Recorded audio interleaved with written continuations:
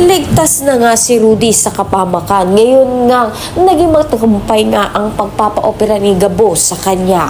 Dito nga, napag-usapan ng mag-ama ang tungkol sa nakaraan nga nila, na kung saan naawa nga itong si Rudy kay Gabo sa kanyang dinaranas na kahirapan sa buhay. Ngayon nga, dapat hindi niya ito dinaranas dahil na nga rin sinisisi ni Rudy itong nga si Ricardo na nagtraidor sa kanila at kinuwang lahat ng kayamanan nga nila at ang pulis na pumaslang sa kanyang ina. Kaya dahil dito ay nagkaroon nga ng puot at galit nga itong si Gabo dahil noon pa man nakita niya at naaalala nga niya ang ginawa nga nito ni Ricardo sa kanila. Kaya ayon sa kanya, ipinapangako niya nga kay Rudy na paghihigantihan nga niya at bibigyan nga niya ng hustisya ang pagkawala ng kanyang ina. Wala namang kamalay-malay si Ricardo kung sino nga ba itong si Gabo dahil hindi niya nga kilala ang anak nga nito ni Rudy.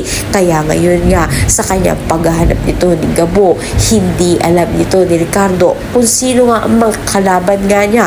At pakatutukan nga natin dito kung ano na nga kaya ang magiging suspension nito ni Samantha nang dahil na nga rin dito nga kay Bea na gagamitin nga niya dahil nabalingan nga ng galit nito ni Samantha ito nga si Mr. Chan na kung saan ito nga ang pinagbabawal sa kapulisan na nalaman at ibinunyag nga niya dito nga sa kanilang pinuno. Kaya naman pakatutukan natin ang lahat ng kaganapan. Maraming salamat sa iyong panood.